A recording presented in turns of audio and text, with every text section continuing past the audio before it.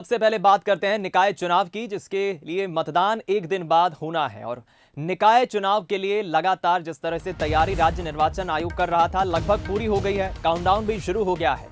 कल मतदान होगा पहले चरण का। निकाय चुनाव के पहले चरण के लिए कल वोटिंग होना है 11 नगर निगमों के लिए। हालांकि सबसे बड़ा चैलेंज ये रहेगा, क्योंकि पूर्वानुमान मौसम विभाग ने जताया है कल कई जिलों में, कई शहरों में भारी बारिश हो सकती है। और यही भारी बारिश बड़ी चुनौती भी है। कई शहरों में भारी बारिश को लेकर अलर्ट जारी किया गया है। हालांकि प्रशासन ने जरूर बारिश से बचने के इंतजाम किए हैं। कल 11 नगर निगम में मतदान होगा, वोटिंग होगी। वहीं 36 नगर पालिका परिषद में मतदान होगा और 86 नगर परिषद में चुनाव के लिए वोटिंग होगी। मतदान का समय सुबह 7 बजे से शाम 5 बजे तक का रहेगा।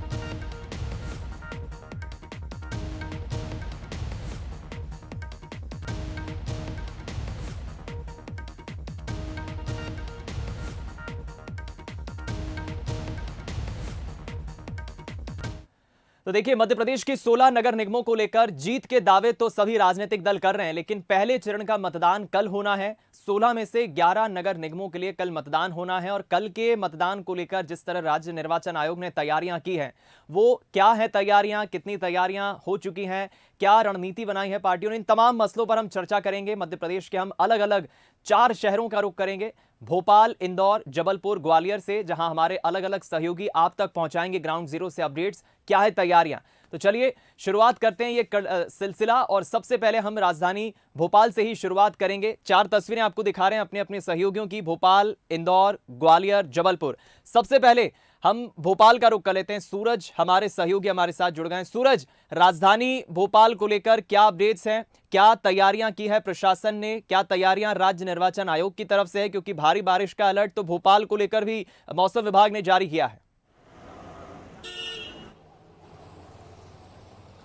देखिए दीपक, बिल्कुल अब मतदान के लिए 11-12 घंटे का ही समय बचा है। इसको लेकर तमाम तैयारियां पूरी हो चुकी हैं। मैं बात करूं मतदान केंद्र की, तो तमाम तैयारियां मतदान केंद्र पर भी की गई। खासतौर से जो मतदान केंद्र हैं वहां पर पुताई की गई है, जिसमें ताकि लोग जब आते हैं तो उनको ये पता चले कि कौन कौन से बूथ में उनको मतदान करना है। खासतौर से यहाँ पर 4 बूथ हैं और अलग अलग क्षेत्र का, चाहे अरेरा कॉलोनी की बात करें, झुग्गी एरिया की बात करें, दीनदयाल परिसर कॉलोनी की, तो अलग अलग एरिया के हिसाब से बूथ क्रमांक पर किस क्रमांक पर उनको जाना है, इसको लेकर यहाँ पर जानकारी चस्पा की है। मतदान का समय भी स्पष्ट रूप से रखा है। साथ ही 4 मतदान केंद्रों पर आप देख सकते हैं सुरक्षा के लिहाज से पुलिसकर्मी भी यहाँ पर तैनात किए गए हैं। तमाम तैयारियां हैं। और हालांकि बारिश से निपटने के लिए कुछ जिस तरीके से माना जा रहा है कि कहीं जलभराव की स्थिति ना आ पाए, इसको लेकर नगर निगम की टीम तैयार है। लेकिन देखना ये होगा कि जिस तरीके से उत्साह चुनाव प्रचार में कार्यकर्ताओं का रहा है, मतदाताओं का रहा है, क्या वो मतदान में कितना कन्वर्ट हो पाता है। क्योंकि प्रदेश भर की बात करें तो 11 नगरीय निकाय चुनाव, नगर पालिका निगम में चुनाव होना है, 36 नगर पालिका परिषद में मतदान होना है और वहीं 86 नगर परिषद में कल मतदान होना है। तो करीब 13,000 से ज़्यादा मतदान केंद्र बनाए हैं पहले चरण के मतदान को लेकर। तमाम तैयारियां हैं, सारी पोलिंग पार्टी पहुंच चुकी हैं। ईवीएम मशीन भी स्ट्रांग रूम कह सकते हैं, जहां पर ताले लगे हैं वहां पर कैद हैं। तो कुल मिलाकर अब इंतजार बहुत कम समय का है, 11 से 12 घंटे बचे हैं। और तमाम प्रचार प्रसार भी अभी चल रहा है, क्योंकि जिस तरीके से डोर टू डोर प्रचार कर सकते हैं, ऐसे में मतदाता भी उत्सुक है कि उसको नगर सरकार बनाने के लिए कल ईवीएम का बटन दबाकर उन तमाम उम्मीदवारों का भविष्य जो है वो मशीन में कैद करना है। तो वहीं दावेदार भी लगातार डोर टू डोर जाकर प्रचार कर रहे हैं और अंतिम दौर की जो प्रचार की ताकत है वो लगा रहे हैं, ताकि मतदान उनके पक्ष में हो। तो बिल्कुल लगभग कुल मिलाकर अंतिम चरण तक मतदान की तैयारियों को लेकर जो तैयारियां यहां पर की जा रही हैं, अंतिम चरणों तक वो जारी है। आप बने रहें सूरज। आर्थिक राजधानी इंदौर का रुख कर लेते हैं। अखिलेश सेन हमारे साथ जुड़े हुए हैं। अखिलेश, हमने देखा काफी चुनावी जोर आजमाइश तो की, नेताओं का सिलसिला भी यहां पर पहुंचने का लगातार बीते दिनों दिग्गज नेताओं के पहुंचने का दौर जारी था। राजनीतिक दल तो अपने अपने दावे कर रहे हैं, लेकिन हम प्रशासन की, राज्य निर्वाचन आयोग की बात करें तो क्या है तैयारियां कल मतदान को लेकर।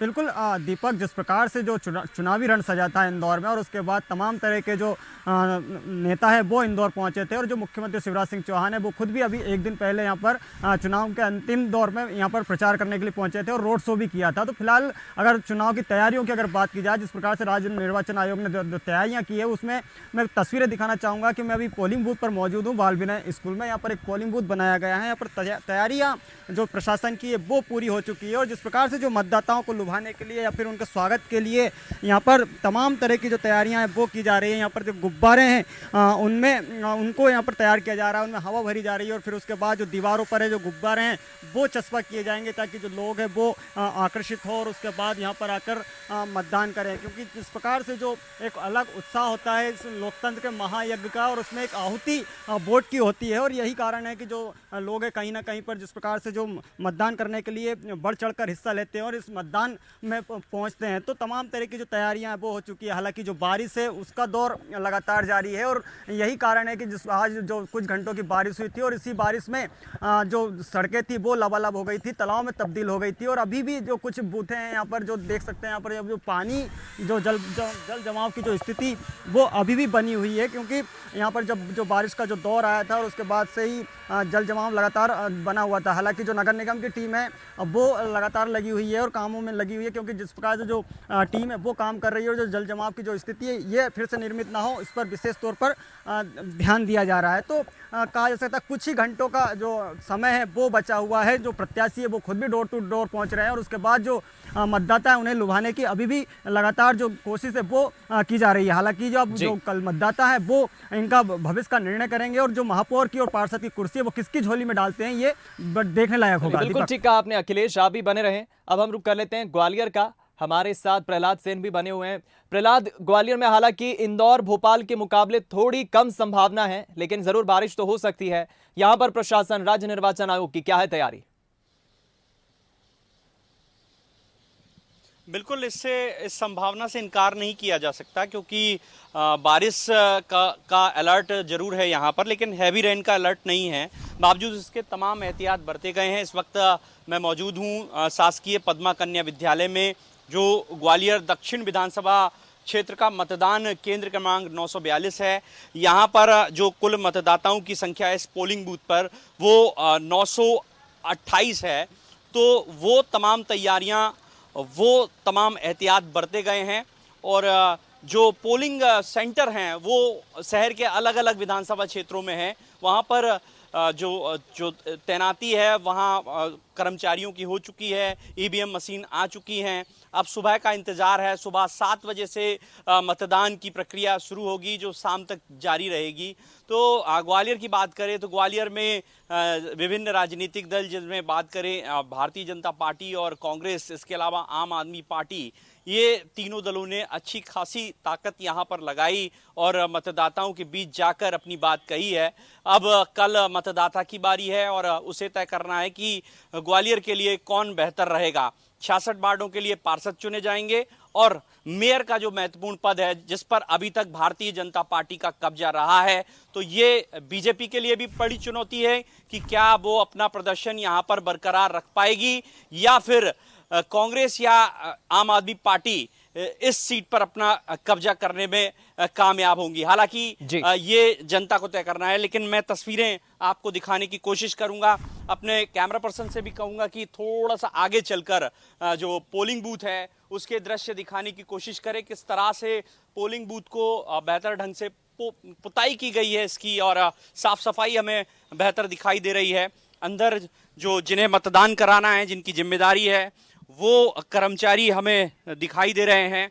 वो कर्मचारी अपनी ड्यूटी पर तैनात हो चुके हैं और तैयारियों में जुटे हुए हैं। ये तस्वीरें आप सीधे देख सकते हैं पोलिंग सेंटर की और मुस्तैदी के साथ यहाँ पर पुलिस के जवान भी तैनात हैं। हालांकि हमें यहीं तक आने की परमिशन है और इन्होंने कहा कि यहाँ पूरी तैयारी और सुबह का इंतजार, सुबह होते ही यहाँ पर जो कंपू क्षेत्र का इलाका है और आसपास का जो क्षेत्र है वहाँ के मतदाता यहाँ पर वोटिंग करेंगे। तो वोटिंग की विशेष इंतजाम यहाँ पर किए गए हैं और सुबह 7 बजे से यहाँ लाइन लगेगी और चलिए समझा जा सकता है तस्वीरों को देखकर प्रहलाद, काफी बेहतर तैयारियां यहाँ पर ग्वालियर में की है प्रशासन ने।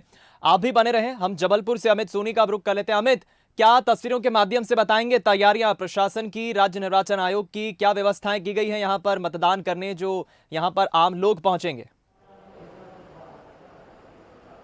बेशक बेशक दीपक, कल जैसे कि चुनाव प्रचार का शोरगुल समाप्त हुआ, उसके बाद अब जो है फाइनल काउंटडाउन शुरू हो चुका है। पोलिंग बूथों का जो वोट करने का वो काउंटडाउन शुरू हो चुका है। ये नज़ारा है, ये बूथ नंबर 320 है। यहाँ पे तमाम दिशा निर्देश जो है चिपकाए गए हैं। जैसे आप देख सकते हैं, दिशा निर्देश की मतदाता यदि यहाँ आता है तो किसी प्रकार की उसको परेशानी ना हो, उसको लेकर के। यहाँ पे एक और बात यहाँ देखने को मिली है कि यहाँ पे एक युवती, एक लड़की खड़ी हुई है जो यहाँ पे देखने आई है कि किस तरह से मतदान करते हैं। फर्स्ट टाइम, आई थिंक ये इसको बोल सकते हैं, फर्स्ट टाइम वोटर हैं और ये समझने के लिए आई हैं कि किस तरह से मतदान करते हैं, क्या होता है मतदान की प्रोसेस। फर्स्ट टाइम वोटर हैं, क्या समझने के लिए आई हैं आप?